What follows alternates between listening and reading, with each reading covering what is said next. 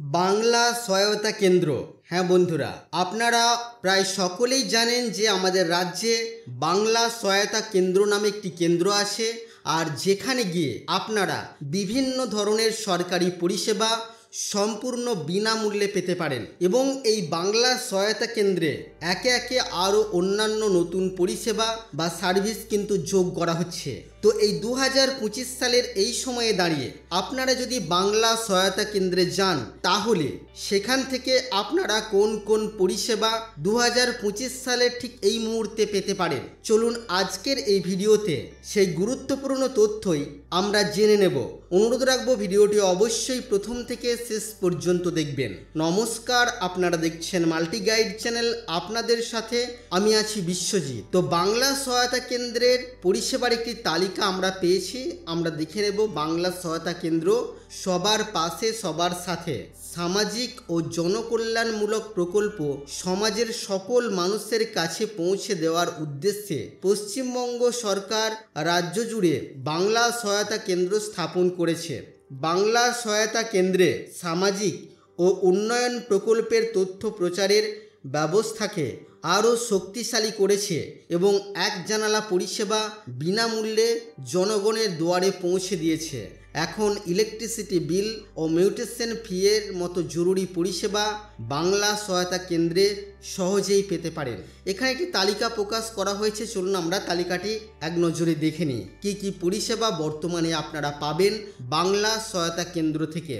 তো প্রথমেই এখানে দেখুন, লার্নার লাইসেন্সের আবেদন করতে পারবেন, ড্রাইভিং লাইসেন্স রিনিউয়াল করতে পারবেন, ড্রাইভিং লাইসেন্সের জন্য আপনারা আবেদন করতে পারবেন, ভূমি রাজস্বের খাজনা আপনারা জমা করতে পারবেন, ই পেমেন্ট, স্ট্যাম্প ডিউটি এবং রেজিস্ট্রেশন ফি এই সম্পর্কে তথ্য বা আপনারা হয়তো জমাও করতে পারবেন।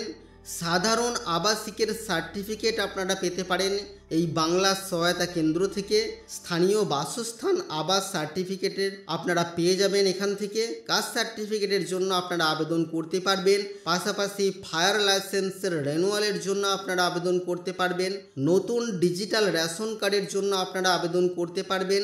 ডিজিটাল রেশন কার্ডের সঙ্গে আধার ও মোবাইল নাম্বার আপনারা লিঙ্ক করাতে পারবেন। ই রেশন কার্ড আপনারা ডাউনলোড করাতে পারবেন। রূপশ্রী প্রকল্প, তার পাশাপাশি তপশিলি বন্ধু প্রকল্প, কর্মসাথী প্রকল্প, জয় বাংলা প্রকল্প এবং যুবশ্রী প্রকল্পের আবেদনও আপনারা কিন্তু করতে পারবেন। এর পাশাপাশি কন্যাশ্রী প্রকল্পের আবেদন, গতিধারা প্রকল্পের সুবিধা, ঐক্যশ্রী প্রকল্পের আবেদন করতে পারবেন। গিফটস পেমেন্ট আপনারা করতে পারবেন। সবুজ সাথী সম্পর্কিত তথ্য আপনারা পেয়ে যাবেন। কৃষক বন্ধু প্রকল্পের মতো সুবিধা আপনারা পাবেন। ডিজিটাল রেশন কার্ডের আবেদনের স্থিতি বা স্ট্যাটাস আপনারা চেক করতে পারবেন। রেশন কার্ডে মেম্বার যোগ করার জন্য আপনারা আবেদন করতে পারবেন। স্বাস্থ্যসাথী কার্ডের আবেদনের স্থিতি আপনারা চেক করতে পারবেন এবং WBSC-DCL এর ইলেকট্রিকের বিল আপনারা জমা করতে পারবেন এবং বিলের পুনর্জেনারেট আপনারা করতে পারবেন। এর পাশাপাশি ইলেকটোরাল রোল, পরিযায়ী শ্রমিকদের নিবন্ধীকরণ, বিবাহ শংসাপত্রের জন্য আপনারা আবেদন করতে পারবেন। ট্যাক্স পেমেন্ট করতে পারবেন এমভির, ই চালান আপনারা জমা করতে পারবেন। ভোটার কার্ডের পরিষেবা পাবেন।